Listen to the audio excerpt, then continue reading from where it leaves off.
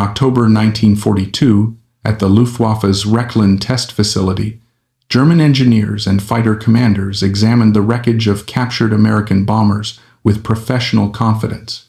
To them, the B-17 Flying Fortress was not a mystery or a myth, but a mechanical problem waiting to be solved.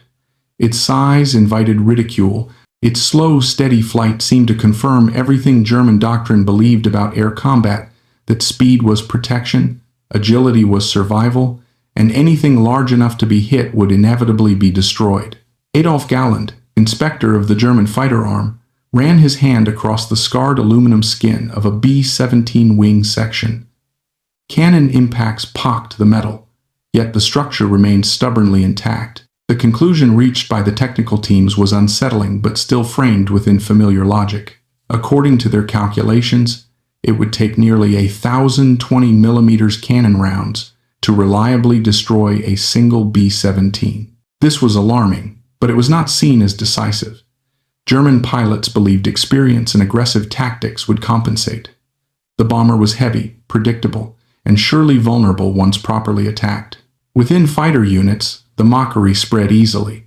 Pilots of the Bf-109 and FW-190 referred to the American bombers as heavy babies, clumsy machines that relied on bulk rather than skill. In their minds, the fortress represented everything inferior about American design: too much armor, too many guns, and not enough finesse. What they mistook for weakness, however, was something entirely different. The B-17 was not built to avoid damage. It was built to absorb it, endure it, and keep flying long after logic said it should have fallen. As the first American formations began appearing over occupied Europe, this misunderstanding remained unchallenged. German doctrine prepared for a familiar contest of pilot versus pilot, maneuver versus maneuver, but unseen beneath the B-17's slow silhouette was a design philosophy that rejected those assumptions entirely. The opening encounters had not yet revealed it, but the coming battles would expose a truth that would haunt the Luftwaffe for the rest of the war. The Flying Fortress was not meant to win duels, it was meant to survive them. The first true test of this belief came not in theory, but in the cold, open skies over northern France. On the 17th of August 1942, a small formation of 12 B-17 seconds from the 97th Bombardment Group lifted off from England and headed toward the marshalling yards at Rouen-Sotteville. It was not a massive armada, nor a deep penetration into Germany. It was a cautious probe, a mission designed to test American daylight bombing under real combat conditions. To the Luftwaffe, it looked like an easy opportunity. German fighter units scrambled with the confidence of veterans. These were not inexperienced pilots, but men hardened by years of air combat, accustomed to tearing apart enemy aircraft with swift, disciplined attacks.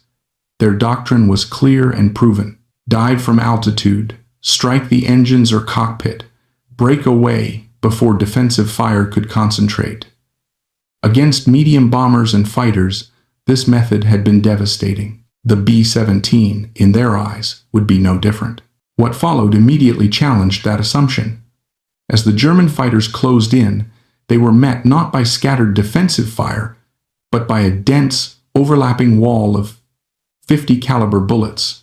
The B-17 seconds held tight formation, each aircraft protecting the others, their gunners trained to fire in disciplined arcs rather than panicked bursts. The bombers did not scatter. They did not attempt evasive maneuvers. They pressed forward, steady and deliberate, as if absorbing punishment was simply part of the mission. Cannon shells struck wings, fuselages, and control surfaces.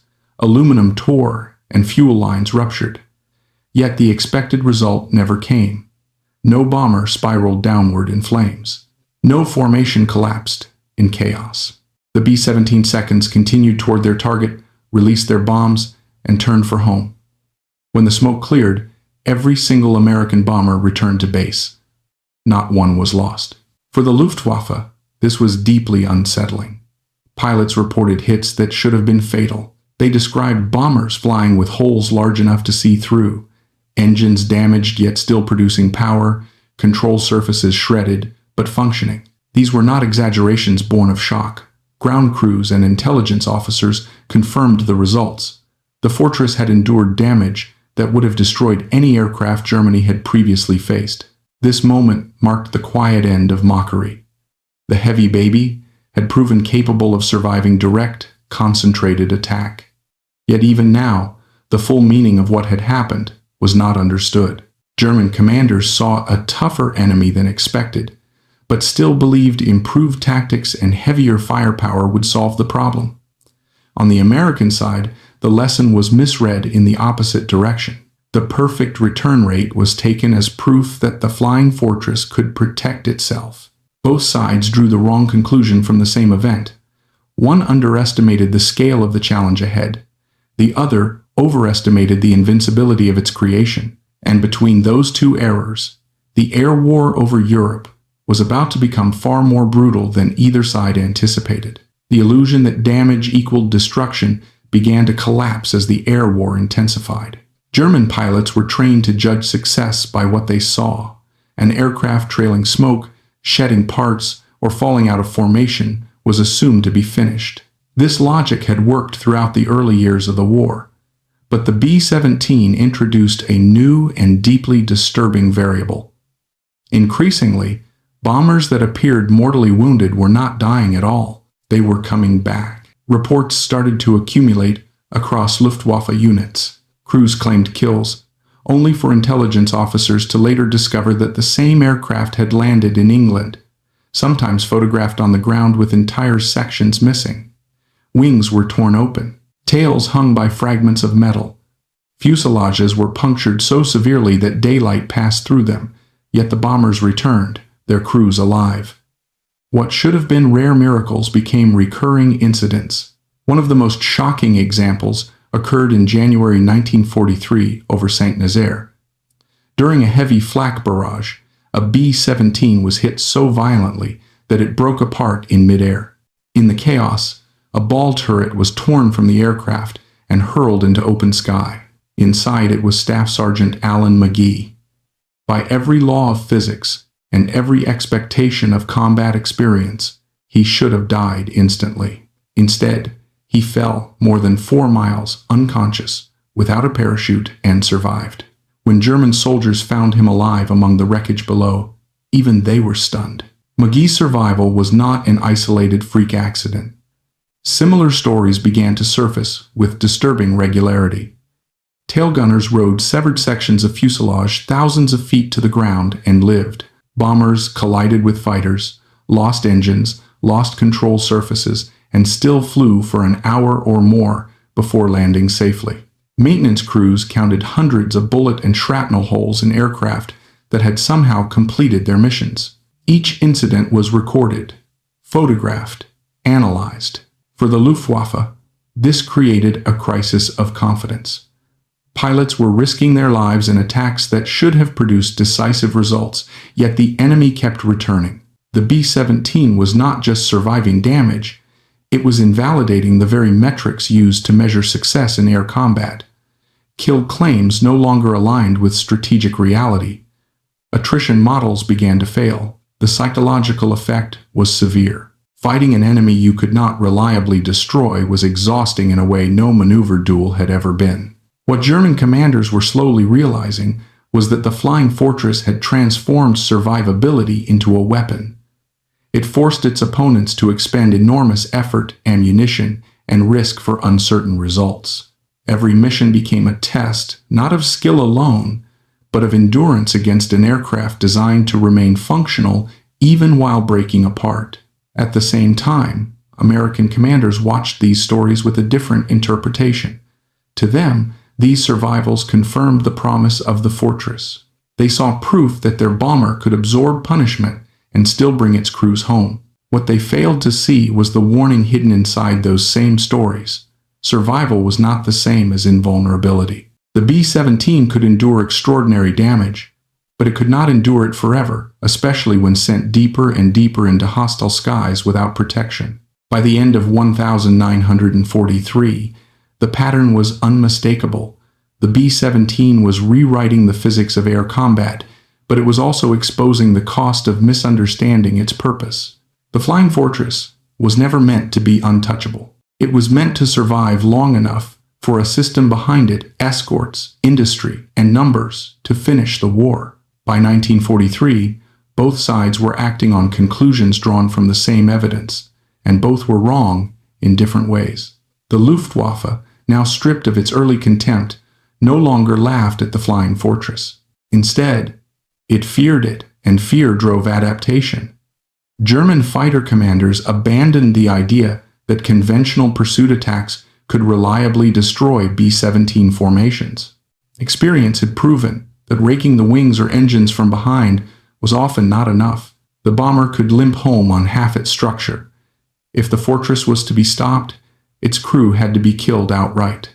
This realization gave birth to increasingly desperate tactics. Head-on attacks became standard, with fighters approaching directly into the nose of the bomber where closing speeds exceeded 500 miles per hour. The goal was no longer to cripple the aircraft, but to annihilate the pilots before the bomber's defensive guns could bring their fire to bear. These attacks were lethal for both sides. German pilots flew straight into converging streams of 50 caliber fire, knowing that survival depended on fractions of a second. Losses mounted, but it was the only method that consistently worked against the fortress. At the same time, German aircraft were transformed to meet the challenge. Light, agile fighters were burdened with heavy cannons and unguided rockets, turning them into unstable gun platforms. Twin-engine destroyer aircraft were loaded with massive forward-firing weapons designed to tear bombers apart from a distance. Every adaptation reduced maneuverability and increased vulnerability, but German commanders had little choice. The B-17 had forced them into an arms race they could not afford. Across the Channel, American commanders were reaching a far more dangerous conclusion. The early raids with minimal losses had reinforced a pre-war belief that bordered on faith, that massed bomber formations could defend themselves. The stories of aircraft returning shredded but intact were interpreted as proof of invincibility rather than warning signs. Escorts were seen as helpful, but not essential. The fortress, it was believed, could fight its way through anything. This confidence hardened into doctrine. Mission planners began sending B-17 formations deeper into Germany, beyond the range of available fighter escorts. Each new penetration assumed the bomber's defensive fire and durability would compensate for isolation. For a time, the numbers seemed to support the gamble, but the Luftwaffe was learning faster than the Americans were adapting. German tactics grew more coordinated, more ruthless, and more precise. The reckoning came swiftly. In missions such as Regensburg, Münster, and Schweinfurt, unescorted bomber streams were isolated, surrounded, and dismantled. Entire formations were destroyed in prolonged running battles. Loss rates soared to levels that could not be sustained. Crews were shot down not because the fortress was weak, but because it was alone. Structural resilience delayed destruction, but it could not prevent it indefinitely. By late 1943, the truth was undeniable. The B-17 was neither the fragile target German pilots once mocked, nor the invulnerable weapon American planners had imagined. It was something far more specific and far more dangerous when properly employed, a machine designed to survive just long enough for a larger system to work. Until that system existed, the Flying Fortress bled in the skies over Germany. The hook that had defined the air war now revealed its full meaning. The Germans had not been fighting an airplane, but the Americans had not been using one correctly either. And until both sides fully understood what the B-17 truly was, the skies of Europe would remain a killing ground for everyone who entered them. The resolution of the crisis did not come from courage or sacrifice alone, but from the correction of false assumptions on both sides. By early 1944, the United States Army Air Forces finally accepted what the losses of 1,943 had made unavoidable. The Flying Fortress could endure punishment, but it could not survive in isolation. Structural strength was not a substitute for air superiority. The answer lay not in asking the B-17 to do more, but in building the system it had always been designed to support. The first change was mechanical. The B-17G, the definitive version of the aircraft, addressed the most lethal vulnerability exposed by German head-on attacks. The addition of the powered chin turret placed twin 50-caliber machine guns directly in the bomber's forward arc, closing the gap that had cost so many crews their lives. German pilots who had once relied on frontal passes now found themselves flying into concentrated fire with catastrophic loss rates. What had been the Luftwaffe's most effective tactic rapidly became one of its most dangerous. Electronic warfare followed. Chaff, known as window, blinded German radar, while jamming equipment disrupted fighter coordination and flak control. The sky became less predictable for defenders. Their carefully organized interceptions increasingly degraded into confusion. Yet even these improvements were not decisive on their own. The decisive change was strategic. The arrival of long-range escort fighters transformed the air war completely. The P-51 Mustang, with its exceptional range and performance, was the missing piece. For the first time, B-17 formations could be protected from takeoff to target and back again. The Flying Fortress was no longer a lone porcupine bristling in self-defense. It became the heavily armored core of a moving aerial trap, drawing German fighters upward where American escorts could destroy them in sustained combat. The effect on the Luftwaffe was devastating. Tactics that had been refined at enormous cost in 1943 were rendered obsolete within months. Heavy interceptors were intercepted before reaching bomber formations. Fighters returning to refuel were attacked on the ground. Pilot losses mounted faster than replacements could be trained. What had once been a contest of skill and adaptation turned into a battle of industrial endurance that Germany could not win. In this new phase, the true nature of the B-17 was finally revealed. Its greatest weapon was not its guns, nor even its legendary ability to absorb damage. It was its role as a stable, survivable platform around which an entire system could operate. It forced the enemy to respond, to adapt, to expend resources at an unsustainable rate. Every bomber lost was replaced. Every German fighter lost weakened a force that could not recover. By the time the skies over Europe belonged to the Allies, the outcome was no longer in doubt. German pilots no longer laughed at the Flying Fortress. They named it with grim respect, calling its formations flying porcupines and steel hedgehogs.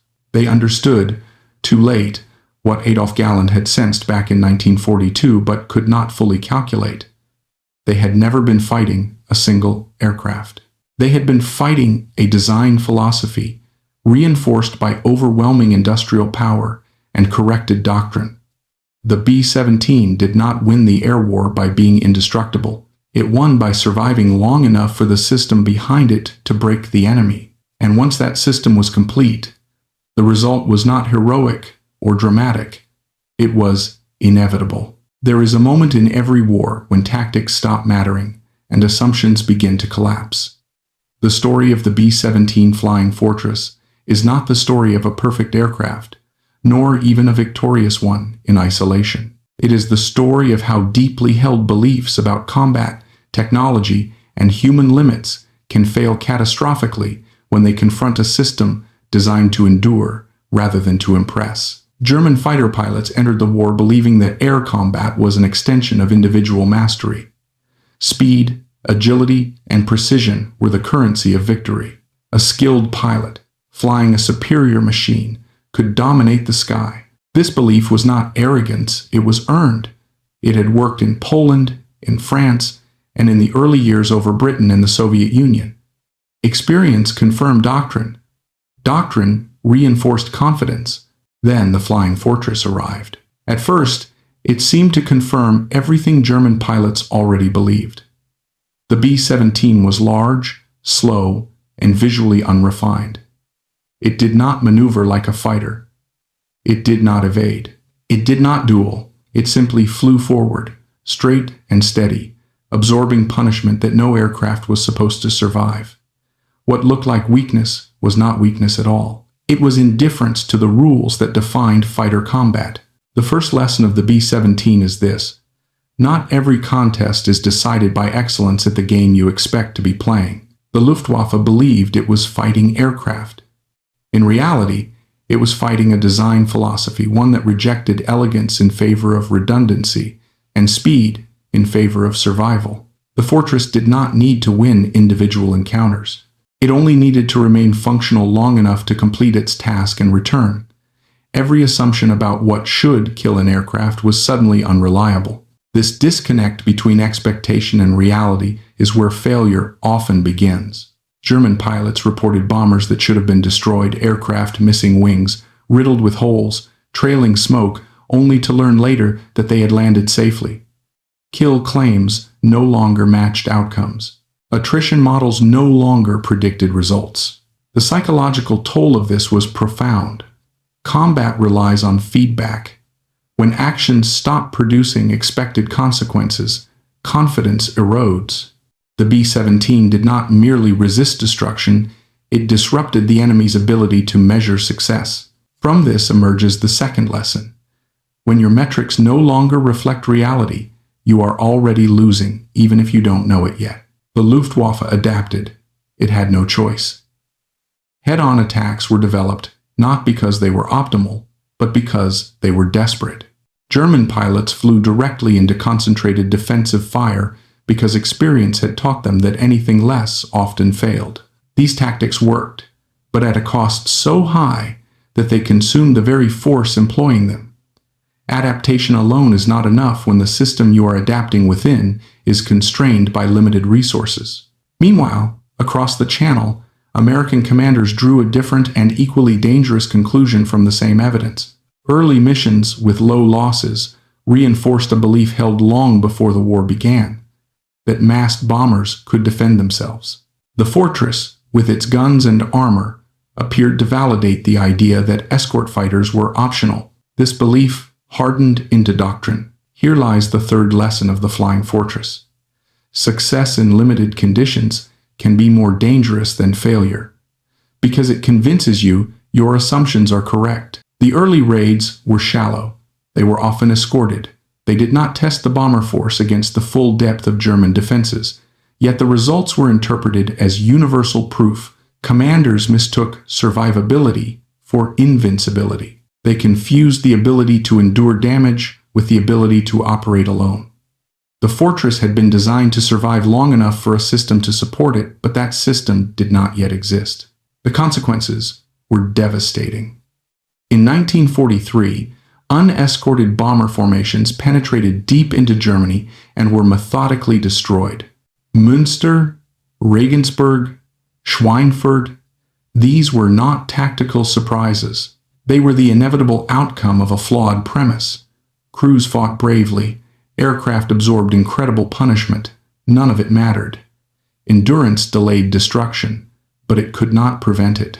This reveals the fourth lesson. Resilience is not immunity, and durability is not independence. The B-17 was never meant to operate as a lone weapon. Its strength lay in buying time, time for escorts to intervene, time for industry to replace losses, time for pressure to accumulate. Used incorrectly, it bled. Used correctly, it broke the enemy. The turning point came not with a new act of heroism, but with intellectual humility. American command accepted that the doctrine was wrong. The pause in deep penetration raids was not defeat, it was recalibration. It led directly to the acceleration of the P-51 Mustang, a fighter that could finally escort bombers from takeoff to target and back again. Once that system was complete, the nature of the war changed completely. German fighters that had dominated unescorted bombers were now intercepted, hunted, and destroyed. Airfields became death traps. Training pipelines collapsed. Pilot experience dwindled. The Luftwaffe was no longer fighting for advantage, it was fighting for survival. Here the fifth lesson becomes clear. Wars are not won by single weapons, but by systems that reinforce each other. The B-17 did not win the air war alone. Neither did the P-51, nor radar, nor production lines, nor doctrine in isolation. Victory emerged from alignment between design philosophy, industrial capacity, tactical adaptation, and strategic patience. Germany excelled at tactics. The Allies excelled at systems. This distinction matters far beyond the Second World War. Human beings are naturally drawn to brilliance, to the ace pilot, the perfect maneuver, the decisive moment. But modern conflict, like modern life, increasingly rewards endurance over elegance. The side that can absorb shock, adapt without collapsing, and replace losses faster than the opponent can inflict them will prevail, even if it never appears superior in any single engagement. This is the sixth lesson of the Flying Fortress. In prolonged conflict, sustainability outperforms brilliance. German pilots were often more experienced. Their tactics were often sharper, yet they were fighting a machine that did not care about individual outcomes. For every B-17 destroyed, more appeared. For every pilot lost, replacements were ready. The fortress forced Germany into a war of arithmetic it could not escape. Adolf Galland would later summarize the truth with brutal clarity. The problem, he said, was not tactical. It was mathematical. And mathematics is unforgiving. The final lesson of the B-17 is perhaps the most important. Survivability itself became a strategic weapon, not because it made crews immortal, but because it preserved capability long enough for pressure to accumulate. The Flying Fortress turned damage into delay, and delay into defeat for the enemy. It reminds us that strength does not always look like speed or aggression. Sometimes it looks like structure. Sometimes it looks like redundancy. Sometimes it looks like the quiet refusal to break when everything says you should. The Germans at Rechlin believed they were calculating how many cannon rounds it took to destroy a bomber. What they failed to calculate was how many bombers a nation could build, how many crews it could train, and how long it could sustain the fight. They were not fighting an airplane. They were fighting a philosophy, one that accepted damage, planned for loss, and endured long enough to win. And that is the enduring lesson of the Flying Fortress. In wars of attrition, survival is not a defensive trait.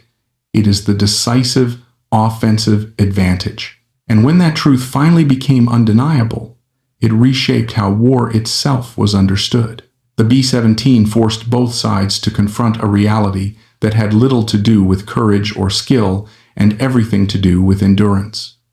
For German pilots, this realization came slowly and painfully. Every mission demanded more effort for diminishing returns. Ammunition was expended, aircraft were lost, experienced pilots were killed. Yet the bomber streams kept coming back, often damaged, sometimes broken, but never absent. The sky did not empty. It grew thicker. This produced a quiet but devastating shift in morale. Luftwaffe pilots began to understand that even perfect execution no longer guaranteed meaningful results. A successful attack might destroy a bomber, but it did not reduce the pressure. It did not slow the campaign. It did not change tomorrow's mission count. In earlier wars, victory had been cumulative and visible. In this one, victory dissolved into statistics that refused to bend. Here lies another lesson the Flying Fortress teaches. When effort no longer changes outcomes, morale collapses faster than manpower. Combat is sustained by the belief that sacrifice matters. Once that belief erodes, no amount of bravery can replace it. German pilots increasingly described the bomber streams not as enemies to be defeated, but as forces of nature, inevitable, impersonal, and endless. Language shifted. They no longer spoke of battles, but of surviving the mission. That linguistic change signaled strategic defeat long before surrender became official. For the Americans, the lesson cut in the opposite direction. Losses in 1943 were catastrophic, but they were survivable because the system behind the bomber force could absorb them. Production did not slow. Training pipelines expanded. Doctrine changed. The ability to learn without collapsing became the true advantage. This reveals a deeper truth.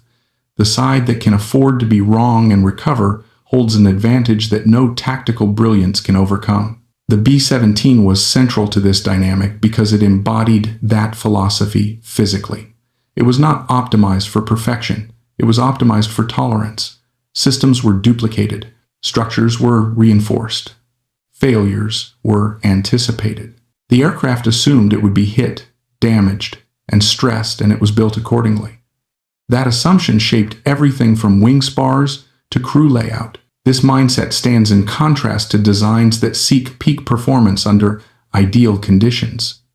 Such designs can be extraordinary, but they are fragile when reality intrudes.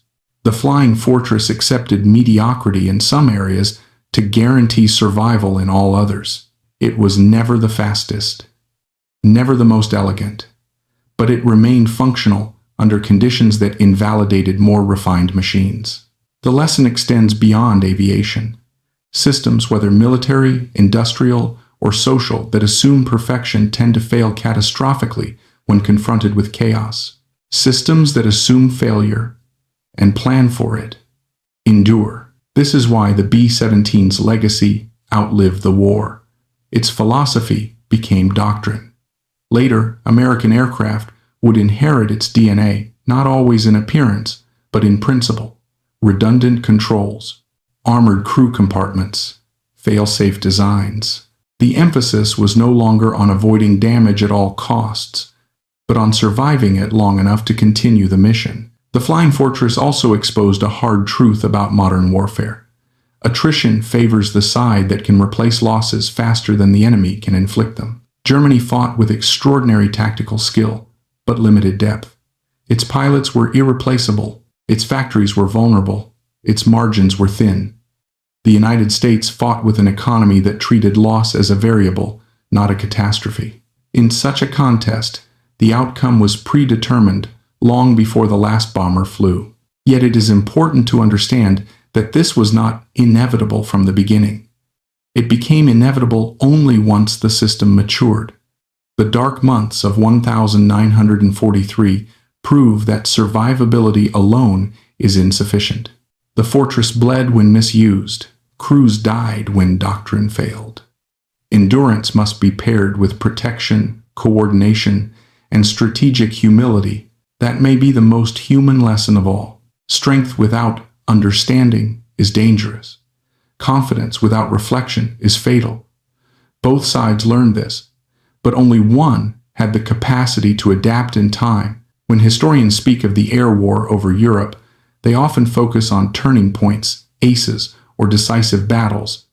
But the true pivot was quieter. It was the moment when one side accepted that war was no longer about winning encounters, but about sustaining pressure until the opponent could no longer function. The B-17 Flying Fortress did not dominate the skies because it was indestructible. It dominated because it normalized survival under conditions that were meant to kill. It forced the enemy to expend everything for marginal gains. It transformed damage into delay, and delay into defeat. In the end, that is why German pilots stopped laughing. They realized too late that they were not being tested on how well they could fight, but on how long they could endure. And against a machine, a doctrine, and an industry built entirely around endurance, the outcome was never in doubt. The Flying Fortress stands as a reminder that in long struggles, whether in war, history, or human life, the decisive factor is rarely brilliance in a single moment. It is the quiet, relentless ability to absorb shock, adapt, and continue. That is not a romantic lesson, but it is the one that wins. The story of the Flying Fortress does not end when the skies over Europe fall silent. Its true significance only becomes visible in retrospect when the urgency of survival gives way to reflection. What the B-17 revealed was not merely how wars are fought, but how modern power functions and why some systems collapse while others endure. To understand this, one must look beyond combat reports and loss statistics, beyond the drama of flak bursts and fighter interceptions. The real battlefield was invisible. It existed in factories, training schedules, doctrine manuals, and decision-making rooms where assumptions hardened into policy. The Flying Fortress was simply the physical manifestation of those assumptions, flying straight through their consequences. Germany entered the war with a culture that prized excellence at the edge. Its pilots were trained to mastery. Its engineers pursued optimal performance. Its commanders believed that superior skill could compensate for inferior numbers. This mindset produced remarkable short-term results, but it also created fragility. Systems built around peak performance tend to operate close to their limits. When pressure increases, they have nowhere to go. The B-17 exposed that fragility. Every German adaptation to the Flying Fortress required greater risk for diminishing returns. Heavier cannons slowed fighters. Head-on attacks killed pilots faster than bombers. Rocket interceptors demanded precise coordination that became impossible once radar was disrupted and escorts arrived. Each solution narrowed Germany's margin for error until no margin remained. This leads to another lesson. Complex systems fail not from one decisive blow, but from cumulative stress that exceeds their ability to adapt. The Luftwaffe did not collapse in a single campaign. It eroded. Pilot experience declined. Training shortened. Aircraft quality dropped. Fuel shortages compounded everything. By the time Allied air superiority was complete, the Luftwaffe was already defeated in spirit and structure. The Flying Fortress had been one of the primary instruments of that erosion, not by annihilation, but by persistence. On the American side, the contrast was stark. Losses were accepted not as failures, but as costs. Crews were mourned, but missions continued. Aircraft were replaced. Doctrine evolved. The system was designed to survive mistakes. That design choice mattered more than any single tactical innovation. This distinction reveals a deeper truth about power in the modern age. The ability to recover from error is more important than the ability to avoid it. The United States did not enter the war with perfect doctrine. The unescorted daylight bombing theory was deeply flawed. Thousands paid for that flaw with their lives. Yet the system allowed correction without collapse. Germany, by contrast, could not afford prolonged error. Its margins were too thin, its resources too limited, its ideology too rigid. The Flying Fortress did not create these conditions, but it exploited them relentlessly. It also changed how survival itself was understood. Before the B-17, aircraft survivability was seen as a desirable attribute, not a strategic one. Designers sought to avoid damage through speed or maneuver. The Fortress inverted that logic. It assumed damage was inevitable and designed around that assumption. This was revolutionary. In doing so, it redefined the relationship between machine and human. The aircraft became not just a weapon, but a protective environment, a shell designed to keep its crew alive long enough to complete a task. This shift had profound consequences. It acknowledged a truth often ignored in romantic narratives of war. Humans are the most valuable and irreplaceable component of any system. The B-17's armor, redundancy, and stability were not acts of engineering excess. They were investments in human survival. Each crew brought home represented experience preserved, morale maintained, and operational continuity sustained. Even when aircraft were lost, the number of survivors mattered. Prisoners could return. Veterans could train replacements. Knowledge could be retained. Germany, by contrast, lost pilots faster than it could replace them. Training hours dropped. Experience vanished. Tactical excellence became impossible to sustain. Here lies another lesson. Systems that protect their people outlast systems that consume them. This lesson extends beyond warfare. Organizations, institutions, and societies that treat individuals as expendable resources may achieve rapid gains, but they hollow themselves out over time. The Flying Fortress embodied a different approach. It accepted inefficiency in exchange for resilience. It traded elegance for endurance, and in doing so, it preserved the human capital necessary to sustain pressure. The Fortress also reveals something uncomfortable about modern war. Heroism alone is insufficient. The men who flew the B-17 were brave beyond question. But bravery without structure leads to tragedy, not victory. The dark months of 1943 prove this. Crews flew knowing loss rates approached the statistical certainty of death. Courage carried them into the sky.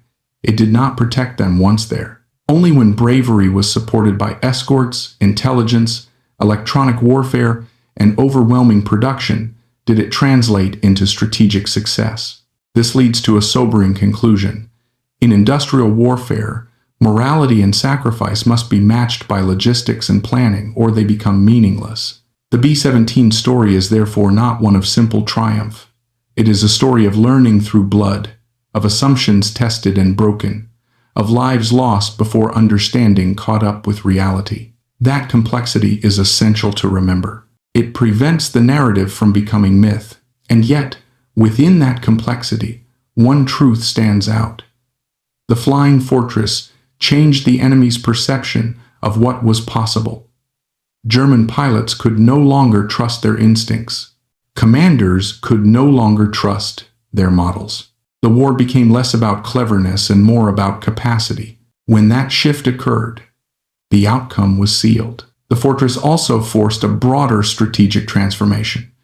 German industry dispersed, production slowed, resources were diverted to air defense that might have been used elsewhere, cities were fortified, civilian morale suffered. None of these effects were immediate, but together they created a drag on the German war effort that compounded year after year. This highlights another lesson.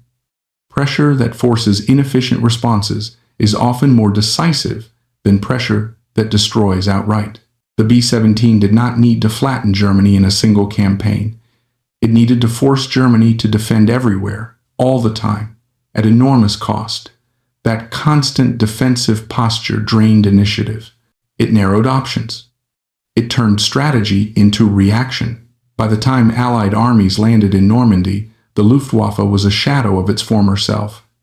The outcome on the ground was shaped long before the first landing craft touched the beach.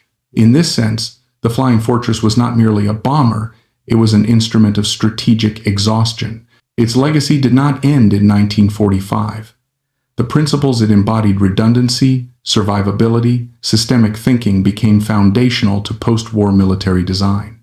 From strategic bombers to attack aircraft, the emphasis shifted decisively toward bringing crews home. Even stealth aircraft, designed to avoid detection, are built with layers of backup and tolerance that trace their lineage to lessons learned over Europe.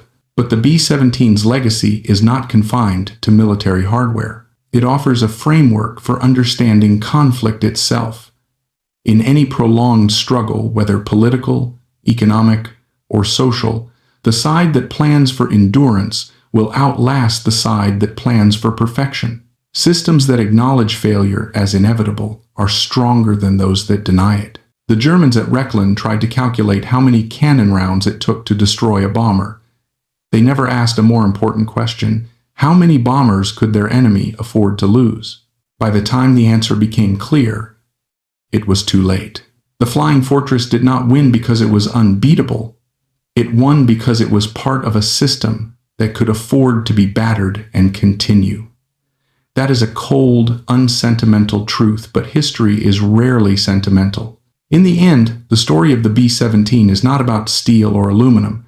It is about assumptions, about the danger of underestimating resilience, about the cost of overestimating brilliance, and about the quiet, grinding power of systems designed to survive. German pilots laughed at the bomber's bulk. Then they feared it. Then they understood it. But understanding came after the moment when it could still matter. That, perhaps, is the final lesson. In war, as in life, the most dangerous enemy is not the one who strikes hardest, but the one who can absorb your best blows and return tomorrow, unchanged in purpose, greater in number, and indifferent to your exhaustion. The Flying Fortress was that enemy. And once it filled the sky, the outcome was no longer a question of if but when. Defended tradition. Britain defended adaptation. In war and in life, those who defend tradition may thrive during calm times, but during disruption, they fall first. Window shows how innovation punishes those who do not prepare for it. Germany was not defeated by Window. Germany was defeated by its refusal to prepare for Window. Preparation is not about predicting the future. It is about refusing to assume the future will resemble the past. For the RAF in 1943, bomber losses were catastrophic. Entire crews vanished on every raid. Survival was a coin toss. Morale was cracking. Window wasn't deployed because the British wanted an advantage. It was deployed because Britain was running out of time. Desperation breeds innovation. Desperation erases fear. Desperation forces decisions that caution would forbid. This principle shapes history. Nations adopt radical reforms when collapse looms. Generals attempt bold strategies when stalemates bleed them dry. Individuals take risks only when every safer option is gone. Germany miscalculated Britain's desperation.